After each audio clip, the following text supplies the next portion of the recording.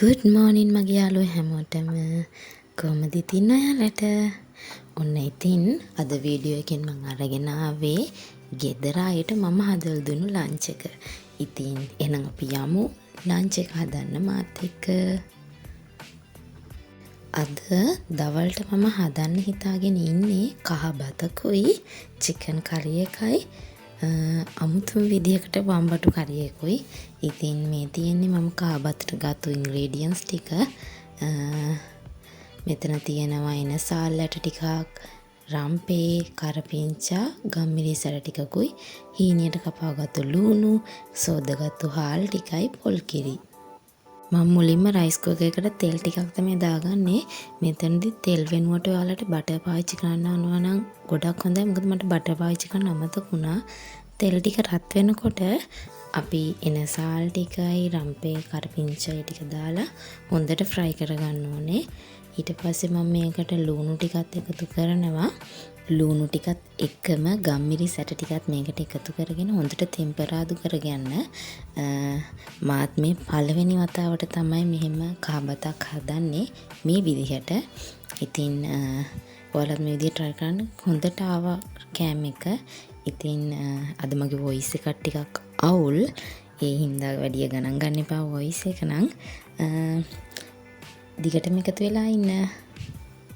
ඔයාලත් මේ ක්‍රමයට කහ බතක් හදන්න try කරන්න ළමයි. මොකද මේක මාරම රසයි. හරියට හදාගත්තොත් බඩ පැලෙනකන් දෙපාරක් වුණත් කන්න පුළුවන් රසම රස කහ බතක් මේක. ඉතින් අනිවාර්යයෙන්ම try කරන්න. දැන් අපේ ලූණු, කරපිංචා, රම්පේ ටික හොඳට ටෙම්පරාදු වෙලා තියෙන්නේ. දැන් අපි මේකට පොල් කිරි එකතු කරගමු. මේකට ළමයි පොල් කිරි පොඩි කප් එකක් එකතු කරගත්තම හොඳටම ඇති. පොල් කිරි වැඩියෙන් එකතු වුණොත් අපේ බතේ තෙල් ගතිය වැඩි වෙනවා. ඒ නිසා පොල් කිරි පොඩි කප් එකක ප්‍රමාණයක් එකතු කරගන්න. දැන් අපි මේකට එකතු කරගන්නවා කහත් ඔයාලා කැමති ප්‍රමාණයට දාගන්න. කහ ටිකත් එකතු කරන් මේ ටික හොඳට කලවම් කරගන්න ඕනේ. මේ ටික හොඳට කලවම් කරගෙන ඉවරනාට පස්සේ අපි මේකට එකතු කරගන්නවා සෝදාගත්තු හාල් ටික. ඉතින් හොඳට හාල් ටිකත් මේකට මික්ස් කරගන්න. හාල් ටිකත් හොඳට මික්ස් කරගෙන ඉවර වෙලා අවශ්‍ය ප්‍රමාණයට වතුර එකතු කරගන්න.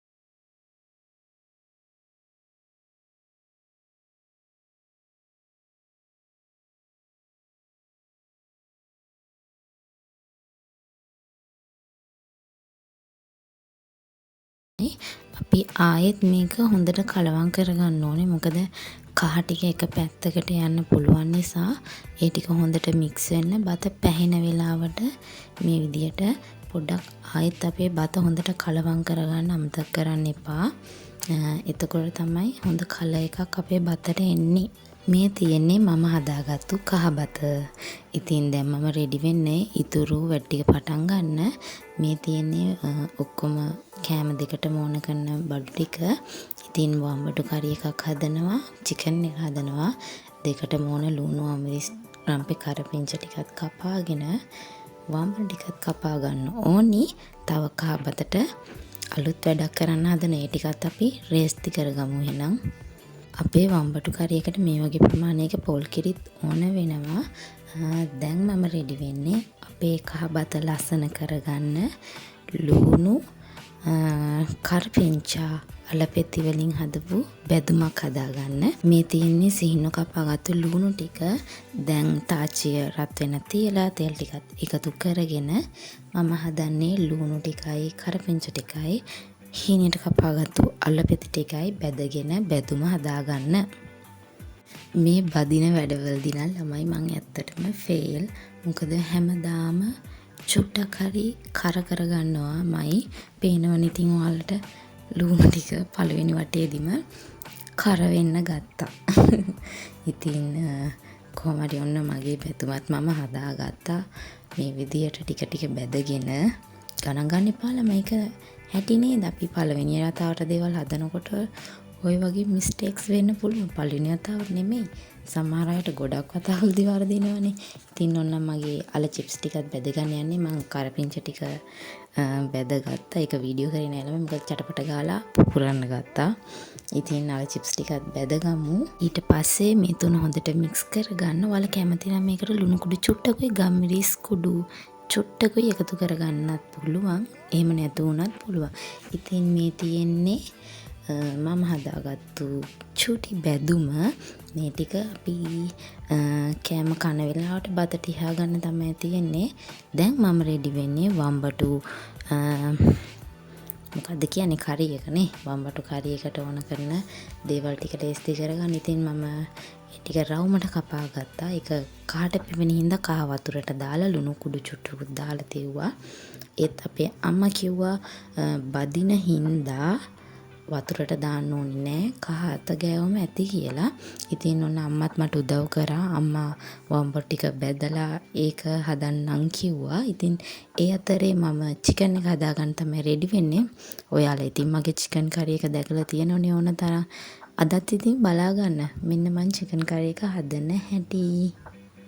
ඔන්න ඉතින් වෙනද වගේම චිකන් එකට කහ, තුන පහ, ගම්මිරිස් කුඩු, මිරිස් කුඩු, එතකොට මස් කරි, ලුණු කුඩු එකතු කරලා අද විශේෂය තියෙනවා. අද මට සොය සෝස් එකක් හම්බුණා. ඉතින් මම අද චිකන් එකට සොය සෝස් එකතු කරගෙන හොඳට මික්ස් කරලා මේ ටික මැරිනේට් වෙන්න තියුවා.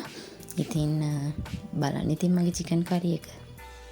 මගේ වොයිස් එක නම් ළමයි අද ගොඩක් අවුල්. ඉතින් කරන්න දෙයක් නෑ, අහගෙන ඉන්න හරිද? ඉතින් ඔන්න චිකන් එකේ වැට් ටික දැන් ඉවරයි. ඉතින් ඔන්න දැන් අපේ කුස්සියේ තත්ත්වය මෙහෙමයි ළමයි. චිකන් එකට ඕන කරන දේවල් ලේස්ති. ඒ අතරතුරේ අපේ අම්මා වම්බටු ටික බැදලා වම්බටු කරි එක හදනවා. මොකද මම මේ දෙකම කරන්න ගියා නම් අද පරක්කු වෙන හින්දා. ඉතින් ඔන්න මම වෙනද වගේම මගේ සුපුරුදු මැටි භාජනේ ලිපේ තියලා තෙල් ටිකක් දාලා තෙල් ටික රත් වීගෙන එනකොට සුදු ලුණු ටික එකතු කරගන්නවා. කලින් කිව්වා වගේම ළමයි මේ සැරේත් මම ෆේල්. මගේ අතින් සුදු ලුණු ටික කර වෙන්න ගියා. ටක් ගාලා වීඩියෝ කරන එක පැත්තක දාලා ලුණු රම්පි කරපිංච ටික එකතු කරගත්තා. ඉතින් උන්නේ ටික කර නොවි බේරගෙන චිකන් ටිකත් එකතු කරගෙන ටික වෙලා බැදින්න තියෙනවා ළමයි. ඔයාලත් මේ වගේ වැරදි try කරන්න. මම වීඩියෝ කරනකම් බලන් ඉන්න බෑ කියලා මේ අපේ අම්මා තක්කාලි ටිකත් වීඩියෝ කරන්න කලින්ම චිකන් එකට ඇඩ් කරලා දැම්මා. ඉතින් ඔන්න වතුර ටිකත් එකතු කරගෙන අපේ චිකන් එක හොඳට තැම්බෙන්න අරින්න. මම චිකන් කරි එක හදන අතරතුරේ ළමයි අපේ අම්මා වම්බටු කරි එක හදන්න පටන් අරන් ඉවරයි. මට වීඩියෝ කරගන්න උනේ නෑ ඇත්තටම. ඉතින් බැදගත්තු වම්බටු ටිකයි ලුණු අමිරිස් රම්පි කරපිංච එක කහ තුන පහ ලුණු මිරිස් කුඩු චූටක් එකතු කරලා පොල් කිරිත් දාලා මේ විදිහට අපේ අම්මා ඒ ටික ලිපේ තියලා හොඳට හින්දව ගත්තා. ඉතින් මේක මාරම රසයි. ඔන්න ඉතින් ඒකත් ඉවරයි. දැන් අපේ ලන්ච් එක ඕකේ. ඉතින් මෙන්න තියෙනවා මම හදාගත්තු අපේ කබත. ඉතින් මේ තියෙන්නේ මගේ ෆයිනල් ප්ලේට් එක ළමයි. ඔන්න රසම රස කහ බතයි. මම මේකට එකතු කරගන්නවා මං හදපු රසම රස චිකන් එක. ඊට පස්සේ අපේ අම්මගේ වම්බටු කරි එක. මේ තියෙන්නේ ළමයි අද දවල්ට මං හදපු රසම රස කහ බතයි කරිස් දෙකයි. ඉතින් ඔයාලත් මේක අනිවාර්යෙන්ම try කරන්න. කමෙන්ට් කරන්න. Thank you for watching. Bye bye. අලුත් වීඩියෝ එකකින් ආයි හම්බෙමු.